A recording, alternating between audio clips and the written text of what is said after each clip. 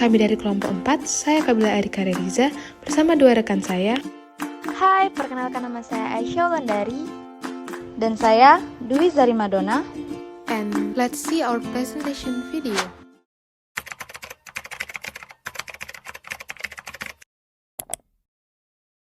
Perbendaharaan publik.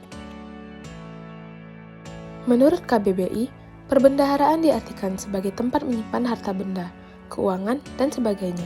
Perbendaharaan organisasi publik atau pemerintah biasanya bertanggung jawab atas pengelolaan, serta pengumpulan pajak dan pendapatan pemerintah lainnya, dan juga melakukan pembayaran atas nama negara dan mengaudit rekening resmi.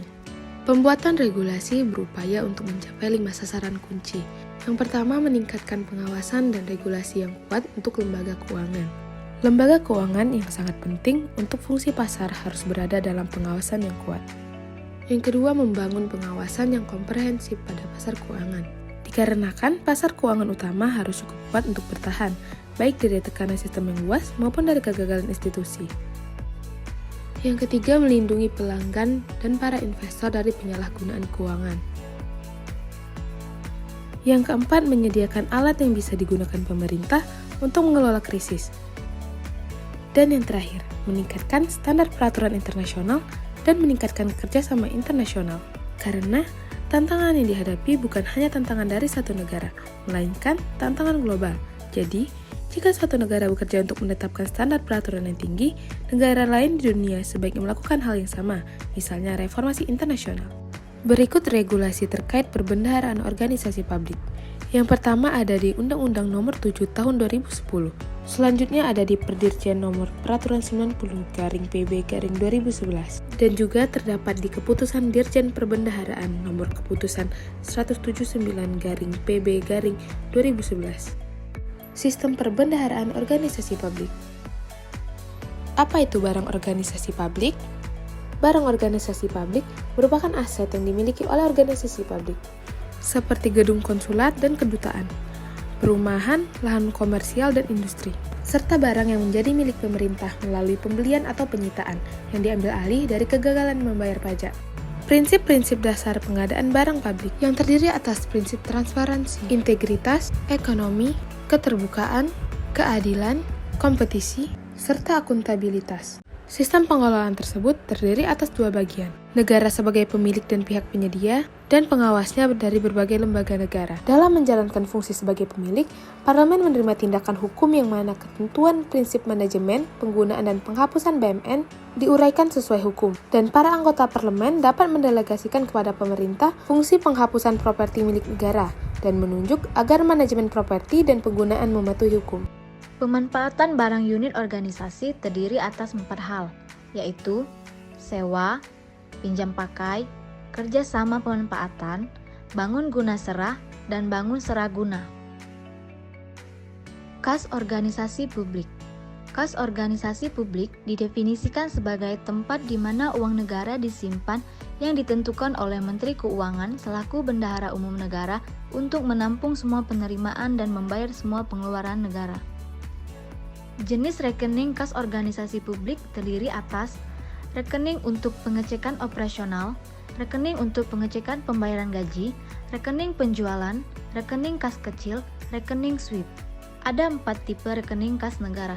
Yang pertama ada RKN pada Bank Sentral, rekening DJPBN, dan yang kedua ada RKN pada Bank Sentral, rekening BUN, dan yang ketiga ada RKN pada Bank Indonesia, rekening Bank Tunggal, dan yang terakhir ada rekening Bank Persepsi dan Bank Operasional.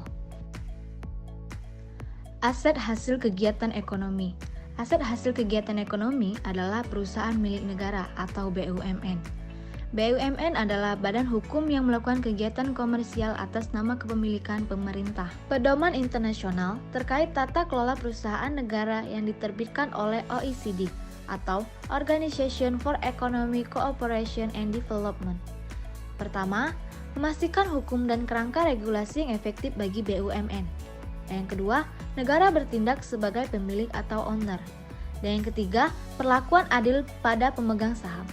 Yang keempat, hubungan dengan para pemangku kepentingan atau stakeholder.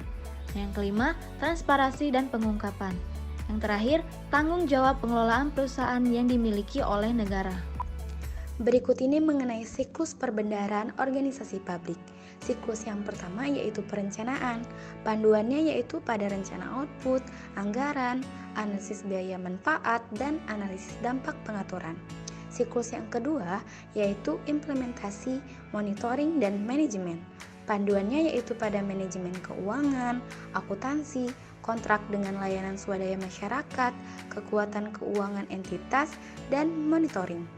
Siklus yang ketiga yaitu pelaporan dan review. Panduannya yaitu pada kebutuhan pelaporan keuangan, laporan tahunan, review atau pemantauan kembali. Dan siklus yang keempat yaitu pengembangan strategi. Panduannya yaitu pada pernyataan tujuan, strategi, dan kapabilitas.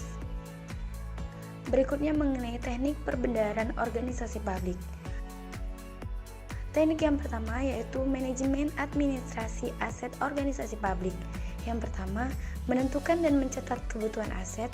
Yang kedua, mengevaluasi dan mencatat aset yang ada. Yang ketiga, menganalisis kesenjangan aset. Dan yang keempat, menyusun dan mencatat strategi aset. Teknik yang kedua yaitu manajemen administrasi kas organisasi publik. Yang pertama, seluruh penerimaan dan pengeluaran kas negara dilakukan melalui rekening kas negara menggunakan sistem GIRAL. Yang kedua, penerimaan harus disetor seluruhnya ke kas negara atau daerah pada waktunya. Yang ketiga, penerimaan kementerian negara atau lembaga atau satuan kerja tidak boleh digunakan langsung untuk membiayai pengeluaran. Yang keempat, penerimaan berupa komisi, potongan, maupun bentuk lain sebagai akibat dari penjualan dan atau pengadaan barang oleh negara adalah hak negara, sehingga harus disetor seluruhnya ke kas negara atau daerah.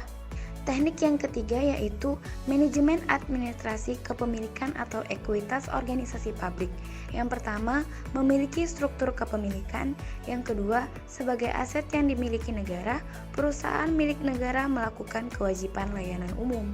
Yang ketiga, kegiatan usahanya dilakukan sejak perusahaan tersebut didirikan, yang mana aktivitasnya dapat diprivatisasi. Sekian pembahasan kita kali ini, semoga bermanfaat. Jumpa lagi teman-teman. Audio Jungle.